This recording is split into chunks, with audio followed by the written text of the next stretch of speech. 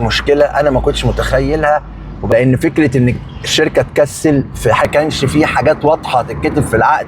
احبابي الكرام، دمتم بخير، يا رب تكونوا بخير. بنكمل سلسله فيديوهاتنا من ارض الواقع، وهنصور لكم واحنا ماشيين كده الحي الرابع والحي الثاني، وهنصور لكم النادي الاهلي ونادي الشرطه. بس انا بتكلم على المشكلات اللي بدات تظهر في بيت الوطن، ودايما بحذر منها. يا جماعه الخير، ما تشتروش في بيت الوطن الا لما ترجعوا لحد متخصص.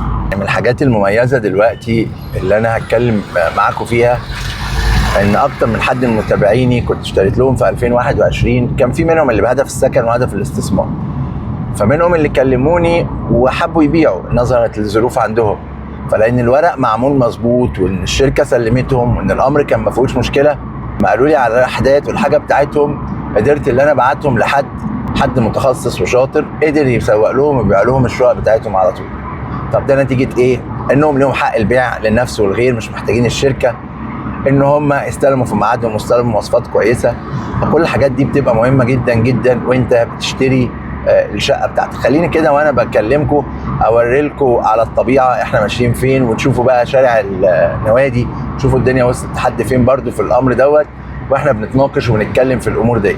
زي ما انتم شايفين احنا هنطلع على الحي الرابع على يميننا والسادس على شمالنا، وفي وشنا النادي الاهلي. خدوا بالكم في اكتر من حد من متابعيني طلب مني ان انا اكون معاه وهو بيستلم الشقه بتاعته، وبالفعل جينا وشفنا وعملنا محضر استلام، والمواصفات اللي هي ما كانتش متظبطه كتبناها في محضر الاستلام، وكانت نقطه مهمه جدا. فلو حد في موضوع الاستلام محتاجني معاه برده مفيش مشكله، نقدر ننظمها سوا. موضوع الاوراق يا جماعه، موضوع الاوراق يا جماعه بقت مشكله انا ما كنتش متخيلها، وبحمد ربنا عليها ان انا اخدت بالي منها في حاجات كتير فادت الناس كلها.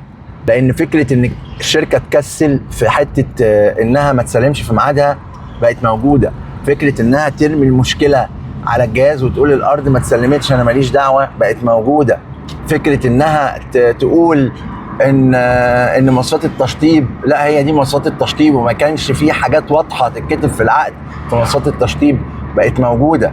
فكره بدل القطع يقول لك معلش انا ما بنيتش العماره ديت فاخد لك شقه في حته ثانيه، واضطر اخد حاجه كنت واخد حاجه على جنينه، لا ده انا هاخدها دلوقتي داخليه، كنت واخد حاجه على فاصل لا انا هاخدها قبليه، كنت واخد حاجه بحري لا مش عارف ايه، فبقيت مجبر على حاجات مش بتاعتي.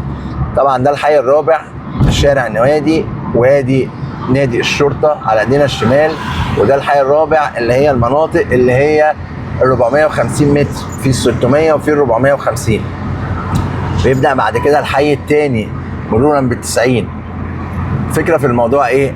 في شغل كويس برضو في الحي الرابع. الحي الثاني بقى منطقه اتش لسه ما خلصتش. شايفين المول دوت مثلا؟ المول ده اول ما يخلص، مجرد ما يخلص هيخدم الجزء ده في الحي الرابع، مول خدمي سريع، يعني قبل ما حتى الناس تسكن هنا هيكونوا الحياه والخدمات بتاعتهم. ده الشارع الفاصل ما بين الحي الثاني والحي الرابع. الشارع ده الفاصل ما بين الحي الثاني والحي الرابع، بيظبطوه وبيظبطوا الدنيا. ده حرف الاتش، هو اتاخر شويه في حرف الاتش في الحي الثاني، لكن بقيه المناطق والمنطقه مميزه. تاني وتالت ورابع وعاشر. هنا بقى الجزء ده منخفض شويه، ده كنت بتكلم فيه في الحي الثاني، نازل من فوق لتحت، فانت بتاخد هنا تبقى عارف فين المنسوب بتاعك وهتاخده ازاي. تاني وتالت ورابع. هاخد مرحله تامنه، مرحله تاسعه لسه ما اتسلمتش، لا لازم اشوف لانه مش هينفع. مرحله 10، طب انا هاخد حاجه فيها اختار تخصيص، طب مدفوع قسطها ولا لا؟ طب هاخد حاجه تحت الانشاء، طب الشركه قوتها ايه وسابقه اعمالها ايه؟ كومباوند جديد هيتعمل اهو في وش الحي الثاني. مفيش رفاهيه انك تشتري غلط، مفيش رفاهيه انك ترمي فلوسك غلط. طب زمان الشقه كانت بمليون وبمليون و200، طب الشقه دلوقتي ب 5 و6 مليون، هتعمل فيها ايه؟ مفيش مانع ان انت تفهم وتعرف وتسال، سواء انا او غيري اسال.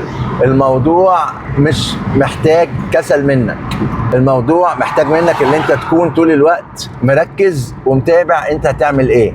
خليني دايما اكون معاكم في الامور ديت. وطبعا لو شفتوا كده هتلاقوا في وشنا انا نازل ابص على حاجه في الحي الثاني، عشان كده صورت لكم الجزء ده 90 في وشنا، البنزينه اهي، الجزء ده منخفض فنبقى عارفين واحنا بنشتري هنشتري فين. طبعا ده الحي الثاني حرف الايه، وداخلين بعد كده على ال90 يمنا، وهنخش على المنطقه التكميليه. المنطقه التكميليه بالمناسبه من المناطق المميزه قوي اللي لو حد بياخد فيها قرار تبقى مهم، بس خد بالك هي مرحله 10 ولا استلام. وخدوا بالكم يا جماعه تاني وتالت وعاشر، لو سمحت ارجعوا لي او ارجعوا لغيري في الورق، في الاوراق القانونيه، في السؤال على الجهاز، في الشركه، وحط تحت الشركه 100 خط.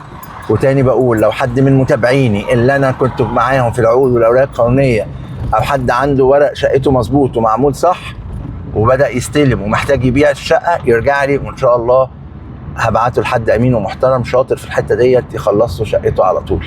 التوفيق دايما واراكم دائما على الف خير. كان معاكم محمد المهدي، ولا تنسوا الدعاء لاخي عبد الله بالرحمه والمغفره. ده ال90 الشمالي وده التكميلي. دمتم بخير، نراكم دائما على الف خير. السلام عليكم.